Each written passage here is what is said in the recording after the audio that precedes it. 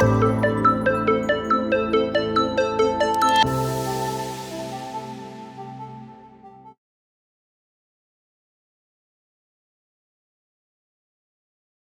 Dr. Brian Kaufman, the Chief Medical Officer, Executive Vice President of the CLL Society here at ASH 2023 in sunny San Diego. I'm Pete Hillmen, Professor of Experimental Hematology at the University of Leeds in the UK, and a hematologist with an interest in CLL.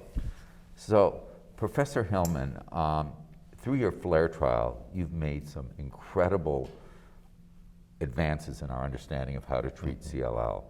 And I thought your oral presentation the other day was one of the most important papers, if not the most important paper at ASH this year.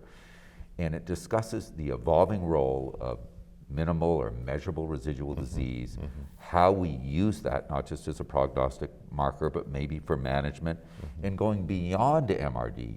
So can you, just in your own patient-friendly way, kind of explain what that research was showing us?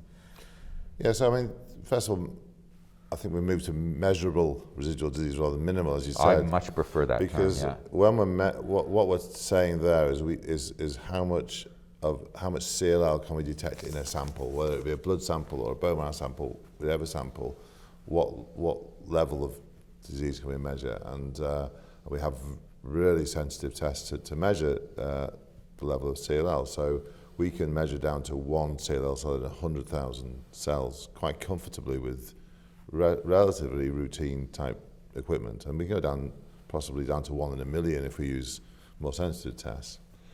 And if you think about it, the blood samples we take, because we're moving towards using blood rather than marrow, but the trials we're using marrow just to prove that, you know, in a sample we only have 10 million cells. So there's no way you can be much more sensitive than that, because there's not enough cells in the sample. But in our body, there's many more cells. Right. So we've been looking for now over 25 years at trying to get to look at patients who go undetectable with our measurable, our MRD tests, and to see if that predicts for a better outcome. And in every study we've done in all that time with chemotherapy and antibodies and every therapy that we've done, the patients who have undetectable disease do better.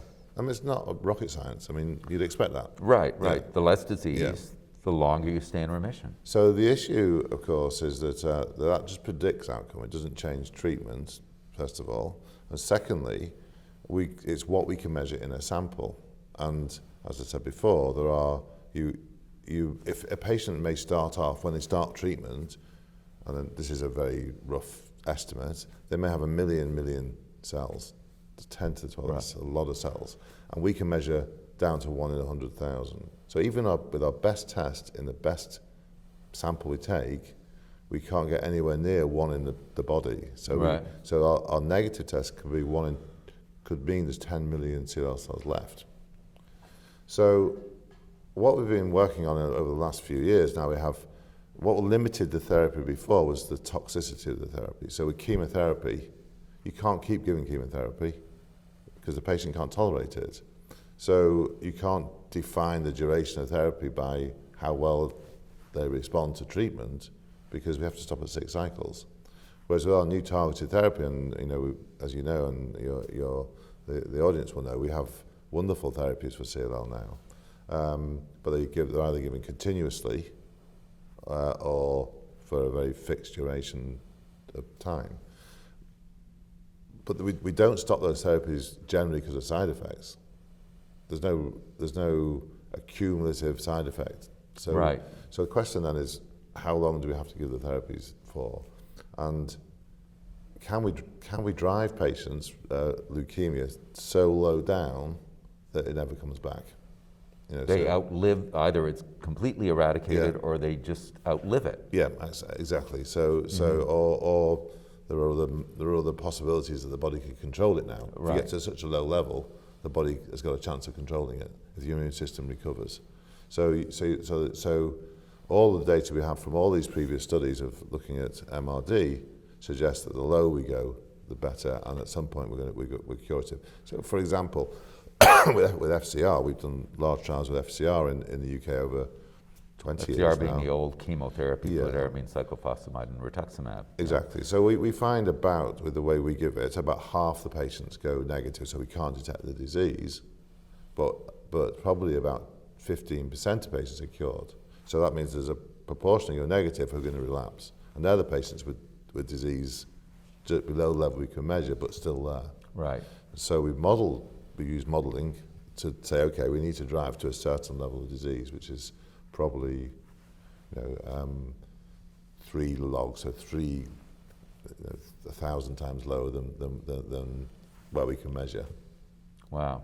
So how do we do that? So we're never going to be able to measure it, Right. is the first issue, because we're never going to get that much sample out of a patient, and we can't do it with imaging. So we have to work out a way to do it. So in FLAIR, first of all, the combination. So the combination of ibrutinib, so a treatment that stops cells growing, and venetoclax, a treatment that makes cells die, combined, we and others have done previous Right. trials with that combination, shows that they're more than add together. They're synergistic. They're synergistic, so that which basically means they multiply with each other rather than add. All right. And so we get much better efficacy. So, and we don't get the side effects built up over time generally with those drugs. So in FLAIR, the trial we reported here, we combined those two drugs and we monitored the level of the disease in the blood of all the patients. So we included 260 patients in that arm of the trial, so it was a big randomized trial. And we followed them every 6 months to see the level of the disease in the blood going down until it became negative, so if that's what we can measure. And then we doubled the length of time of treatment for each patient. So if it took them a year to become negative, you would treat for another year. If Precisely. it took 2 years, you treat for 4 years. Yeah. Is that? Yeah, exactly. So for between 2 and 6 years was the limit. So you're starting off, say you've got, as my example before, 1 million cells, and we can measure 10 million cells. If we continue to go down beyond that, at the equal distance, we're going to go down to 1 cell. Theoretically, we can't measure it. So that was the whole premise of what's different about FLAIR compared to other trials. Rather than just measuring that level, we're using it to guide therapy. Wow. So, and I think that's the direction we should be going in. I think that's a much better direction than scanning patients and relying on patients becoming symptomatic or their blood counts dropping or their white count rising. I mean, this just makes more sense, the science behind it. Absolutely. So, what do we know yet about the success of this? So, patients, it's early in this design. This is a new, it's going to take a while to get some of these results and see how successful this is. So one of the great things about CLL is that the treatments we've had in the last 10 years have revolutionized the treatment. So I used to say, and I don't see patients anymore because of where I am, but I'm doing the trial still, I used to say to patients if they're diagnosed, I don't expect them to die of this disease. We have such effective therapies, we should be able to control it. And the combinations are proving that. So in this big trial, so this is a very large trial. We have in the whole trial over 1,500 patients. Wow. All untreated, all needing treatment. And in fact, it was over 100 centres in the UK. There's only about 150, so almost every patient in the UK was offered the trial if they were eligible. So we did, and that's important because there's no selection. We're not selecting for the patient who could travel to Leeds to see me. Right. It's anyone who was there, who was fit for the trial. And of course the way we organise trials is very rigorous from a statistical perspective, so we have to be absolutely certain that any result, especially if it comes out early, is correct.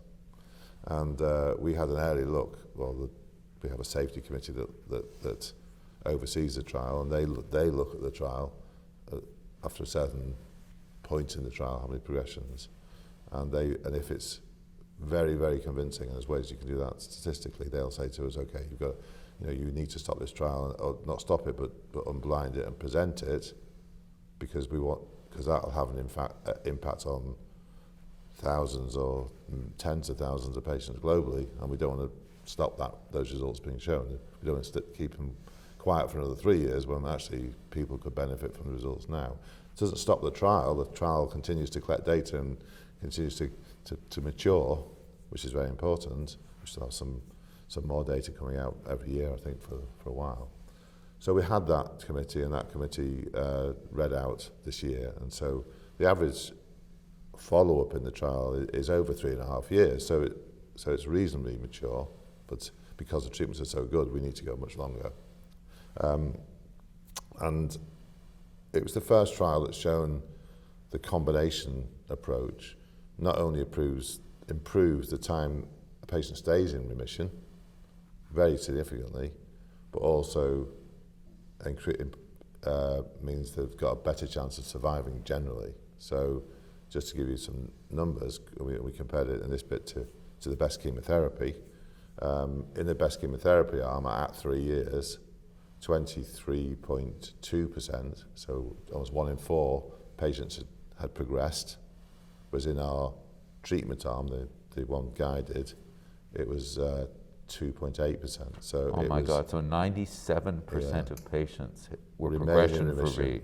And so, wow, 1 in 30 or 1 in 40 progress at 3 years, and that continues beyond that time.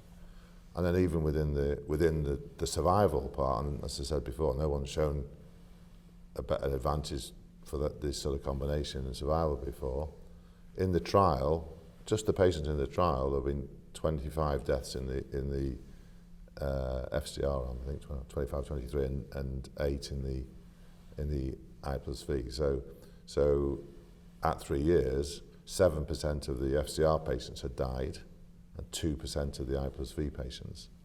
Wow. So a huge difference. And of course, it's maturing, and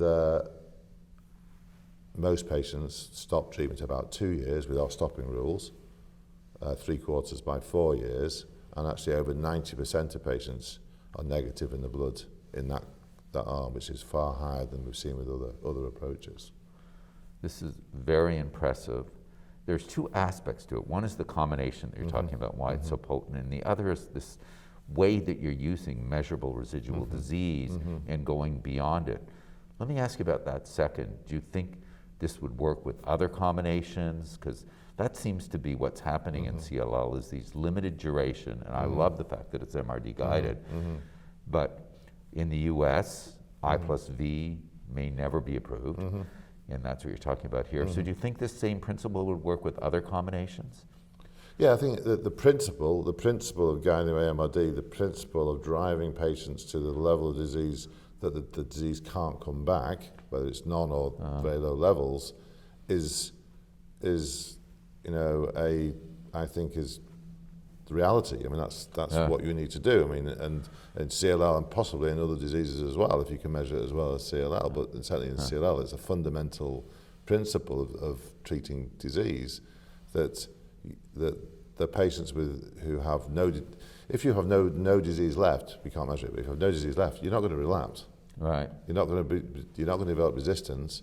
You're not going to develop Richter's transformation. You're right. Because you don't have any disease for it to happen in. So I think the principle is there. Now, one of the questions that I'm often asked, well, what happens if you replace ibrutinib with a.k.a. ibrutinib or zanubrutinib or one of the other similar drugs? The principle's the same, but I think you have to collect the data. You cannot assume. I agree. You cannot assume that a drug that's different in the way it works because it's more specific or has a different behavior in the body is the same. I mean, we have a treatment now, and we've had that is potentially curative, and it's going to take us a few more years to prove cure. And we've got ways to think about how to do that rather than waiting 30 years. I think we can do that using MRD, and I can talk about that if you want. But yeah, I think it's a fundamental.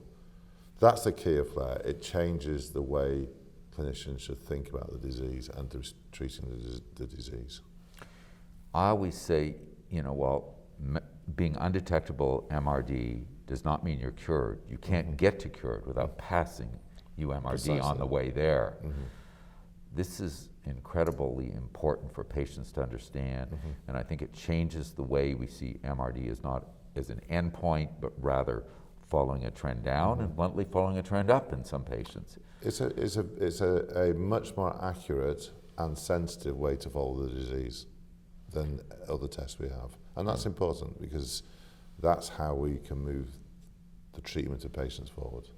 Any final thoughts on this research that patients should know about, or this is pretty exciting? So I think looking at how this changes, and we'll get more data. We always want more data. Right. But when you see survival differences, I mean, you think about it in the trial, there are 16 patients alive who wouldn't have been alive if they hadn't been in the trial. That's just in the trial, in that bit of the trial, because of the difference. So we shouldn't be too cautious in interpreting the data if it's obviously better.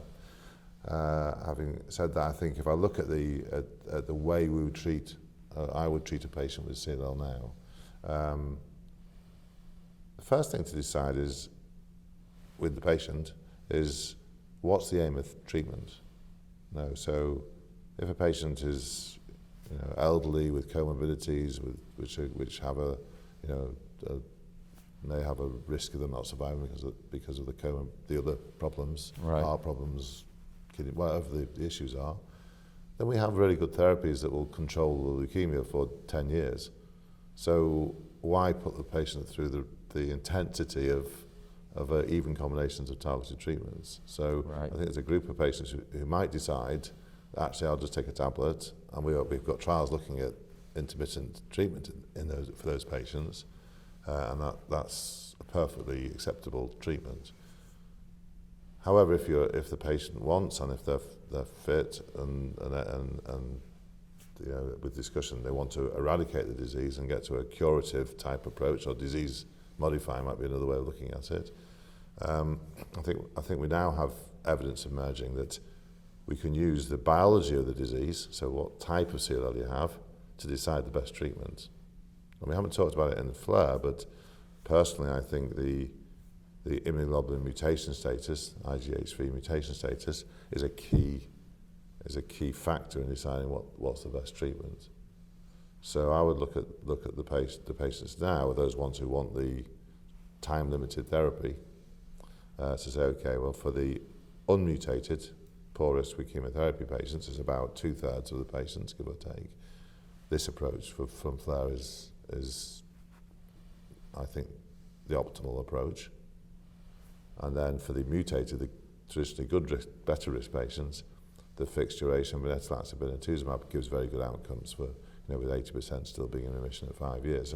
So I'm thinking that's the split. Now, then the question for the researchers in the field is, can we predict the 20% of patients in both of those two groups that aren't going to do as well, and can we change the treatment early to improve the treatment? And that's the next step, the next lot of trials I think we should be doing.